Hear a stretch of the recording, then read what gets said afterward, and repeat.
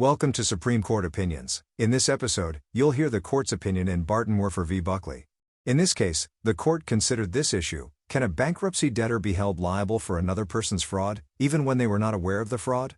The case was decided on February 22, 2023. The Supreme Court held that the Bankruptcy Code exemption from discharge for debts involving fraud precludes the partner of the individual who committed the fraud from discharging a debt, regardless of her own culpability. Justice Barrett filed an opinion for a unanimous court. Justice Sotomayor filed a concurring opinion, in which Justice Jackson joined.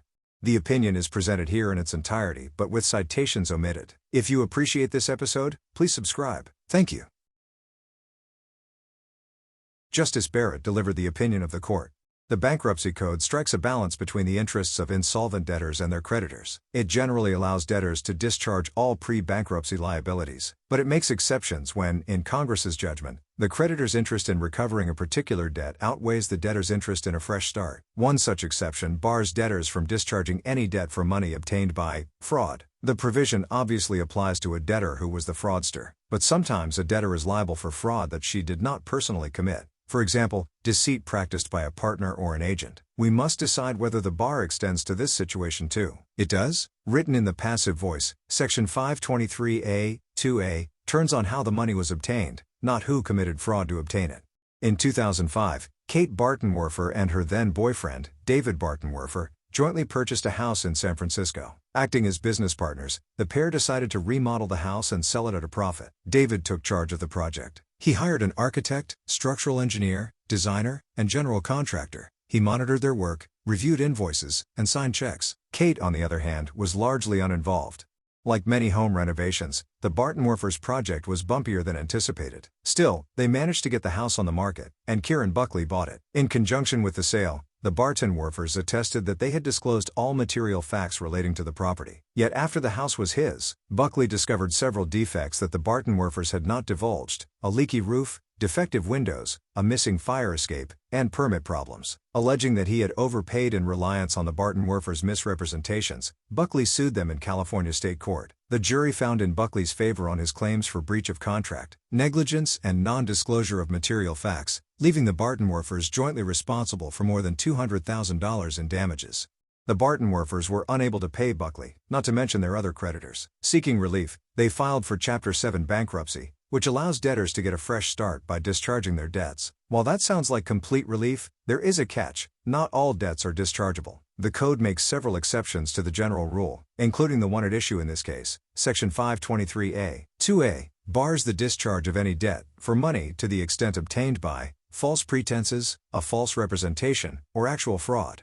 Buckley filed an adversary complaint alleging that the money owed on the state court judgment fell within this exception. After a 2-day bench trial, the bankruptcy court decided that neither David nor Kate Bartenwerfer could discharge their debt to Buckley. Based on testimony from the parties, real estate agents, and contractors, the court found that David had knowingly concealed the house's defects from Buckley, and the court imputed David's fraudulent intent to Kate because the two had formed a legal partnership to execute the renovation and resale project.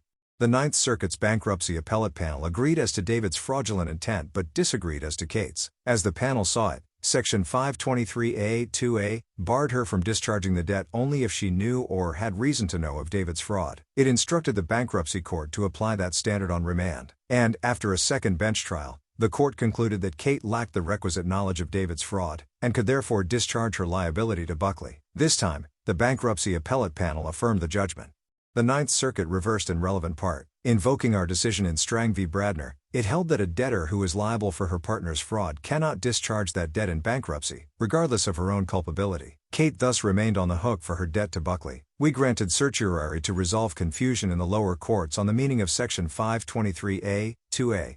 We start where we always do, with the text of the statute. Section 523A, 2A, states, "A discharge, under Section 727, of this title does not discharge an individual debtor from any debt, for money, property, services, or an extension, renewal, or refinancing of credit, to the extent obtained by false pretenses, a false representation, or actual fraud, other than a statement respecting the debtor's or an insider's financial condition." By its terms, this text precludes Kate Bartenwerfer from discharging her liability for the state court judgment. From now on, we will refer to Kate as Bartenwerfer. First, she is an individual debtor. Second, the judgment is a debt. And third, because the debt arises from the sale proceeds obtained by David's fraudulent misrepresentations, it is a debt for money, obtained by false pretenses, a false representation, or actual fraud. Bartenwerfer disputes the third premise. She admits that, as a grammatical matter, the passive voice statute does not specify a fraudulent actor. But in her view, the statute is most naturally read to bar the discharge of debts for money obtained by the debtor's fraud. To illustrate, she offers the sentence Jane's clerkship was obtained through hard work. According to Bartenwerfer, an ordinary English speaker would understand this sentence to mean that Jane's hard work led to her clerkship. Section 523A, 2A, supposedly operates the same way. An ordinary English speaker would understand that money obtained by fraud means money obtained by the individual debtor's fraud. Passive voice hides the relevant actor in plain sight.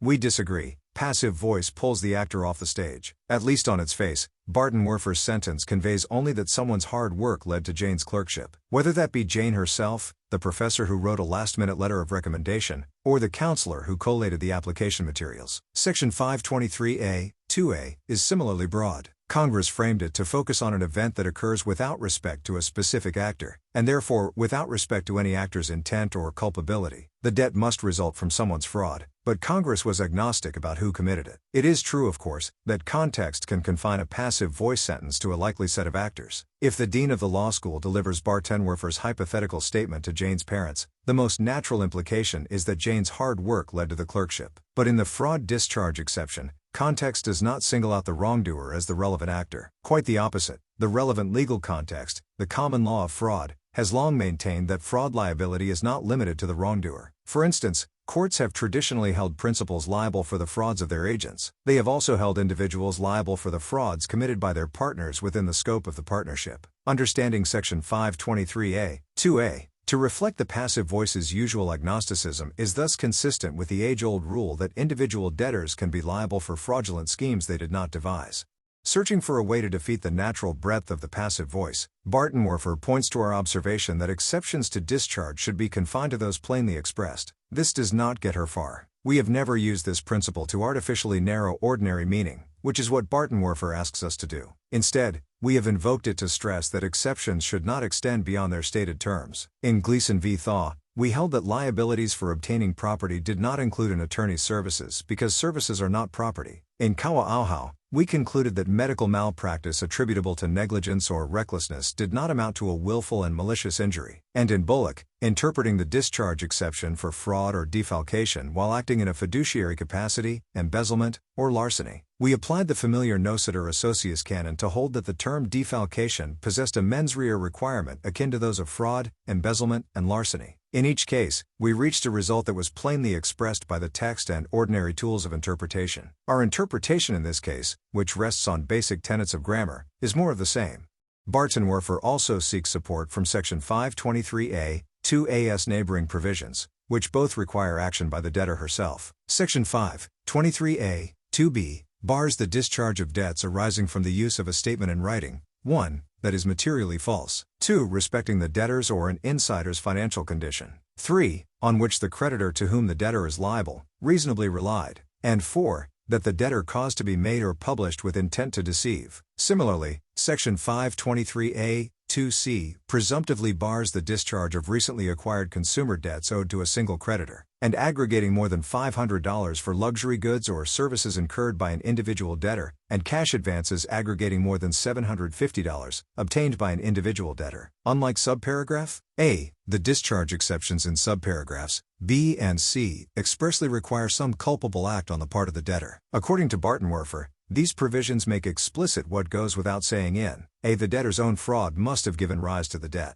This argument flips the rule that when Congress includes particular language in one section of a statute, but omits it in another section of the same act, we generally take the choice to be deliberate. As the word generally indicates, this rule is not absolute. Context counts, and it is sometimes difficult to read much into the absence of a word that is present elsewhere in a statute. But if there is an inference to be drawn here, it is not the one that Bartenwerfer suggests. The more likely inference is that A. excludes debtor culpability from consideration given that B and C expressly hinge on it. Bartenwerfer retorts that it would have made no sense for Congress to set up such a dichotomy, particularly between A and B. These two provisions are linked. A. carves out fraudulent statements respecting the debtor's or an insider's financial condition, while B governs such statements that are reduced to writing. In Bartenwerfer's view, it defies credulity to think that Congress would bar debtors from discharging liability for mine-run fraud they did not personally commit while simultaneously allowing debtors to discharge liability for, potentially more serious, fraudulent statements they did not personally make.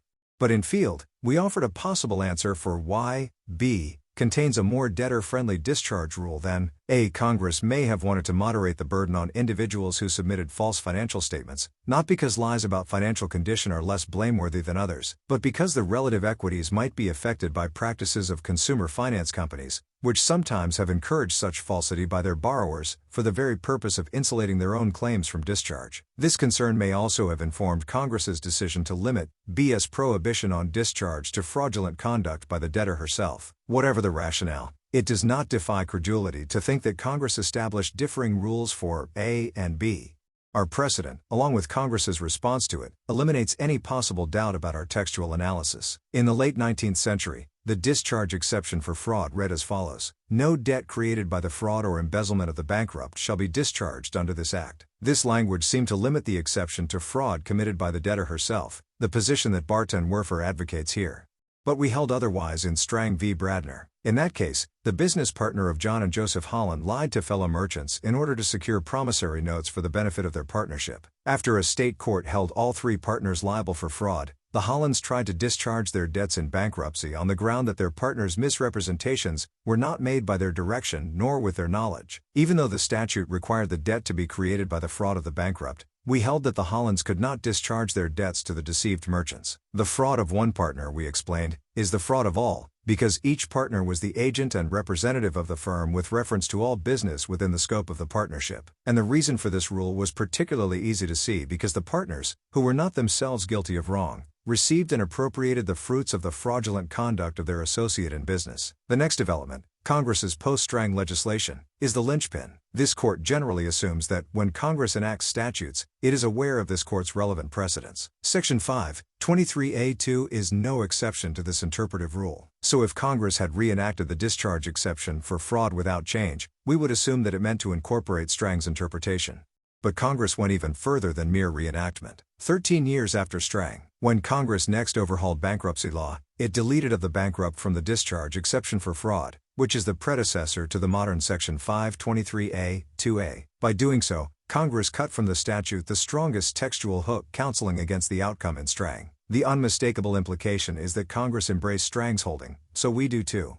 In a last-ditch effort to persuade us, Bartenwerfer invokes the fresh start policy of modern bankruptcy law, precluding faultless debtors from discharging liabilities run up by their associates, she says, is inconsistent with that policy. So Section 523A(2)(a) cannot apply to her. A contrary holding would be a throwback to the harsh days when debtors faced perpetual bondage to their creditors, surviving on a miserable pittance and dependent upon the bounty or forbearance of their creditors. The same Congress that championed the fresh start could not also have shackled honest debtors with liability for frauds that they did not personally commit. This argument earns credit for color but not much else. To begin, it characterizes the Bankruptcy Code as focused on the unadulterated pursuit of the debtor's interest. But the Code, like all statutes, balances multiple, often competing interests. Section 523 is a case in point. Barring certain debts from discharge necessarily reflects aims distinct from wiping the bankrupt slate clean. Perhaps Congress concluded that these debts involved particularly deserving creditors, particularly undeserving debtors, or both. Regardless, if a fresh start were all that mattered, Section 523 would not exist. No statute pursues a single policy at all costs, and we are not free to rewrite this statute, or any other, as if it did. It also bears emphasis, because the thread is easily lost in Bartenwerfer's argument, that Section 523A(2)(a) does not define the scope of one person's liability for another's fraud. That is the function of the underlying law. Here, the law of California. Section 523A(2)(a) takes the debt as it finds it, so if California did not extend liability to honest partners, Section 523A(2)(a) would have no role to play. Bartenwerfer's fairness-based critique seemed better directed toward the state law that imposed the obligation on her in the first place. And while Bartenwerfer paints a picture of liability imposed willy-nilly on hapless bystanders, the law of fraud does not work that way. Ordinarily, A faultless individual is responsible for another's debt only when the two have a special relationship, and even then, defenses to liability are available. For instance, though an employer is generally accountable for the wrongdoing of an employee, he usually can escape liability if he proves that the employee's action was committed outside the scope of employment. Similarly, if one partner takes a wrongful act without authority or outside the ordinary course of business, then the partnership, and by extension, the innocent partners, are generally not on the hook. Partnerships and other businesses can also organize as limited liability entities, which insulate individuals from personal exposure to the business's debts. Individuals who themselves are victims of fraud are also likely to have defenses to liability. If a surety or guarantor is duped into assuming secondary liability, then his obligation is typically voidable. Likewise, if a purchaser unwittingly contracts for fraudulently obtained property, he may be able to rescind the agreement. Thus, victims have a variety of antecedent defenses at their disposal that, if successful, protect them from acquiring any debt to discharge in a later bankruptcy proceeding. All of this said, innocent people are sometimes held liable for fraud they did not personally commit, and, if they declare bankruptcy, Section 523A, 2A, bars discharge of that debt. So it is for Bartenwerfer, and we are sensitive to the hardship she faces. But Congress has evidently concluded that the creditor's interest in recovering full payment of debts obtained by fraud outweighs the debtor's interest in a complete fresh start, and it is not our role to second-guess that judgment. We affirm the Ninth Circuit's judgment that Kate Bartenwerfer's debt is not dischargeable in bankruptcy. It is so ordered. Justice Sotomayor, with whom Justice Jackson joins, concurring. The court correctly holds that 11 U.S.C. Section 523A, 2A, bars debtors from discharging a debt obtained by fraud of the debtor's agent or partner. Congress incorporated into the statute the common law principles of fraud, which include agency and partnership principles. This court long ago confirmed that reading when it held that fraudulent debts obtained by partners are not dischargeable, and Congress embraced that reading when it amended the statute in 1898. The bankruptcy court found that petitioner and her husband had an agency relationship and obtained the debt at issue after they formed a partnership. Because petitioner does not dispute that she and her husband acted as partners, the debt is not dischargeable under the statute. The court here does not confront a situation involving fraud by a person bearing no agency or partnership relationship to the debtor. Instead, the relevant legal context concerns fraud only by agents and partners within the scope of the partnership. With that understanding, I join the court's opinion.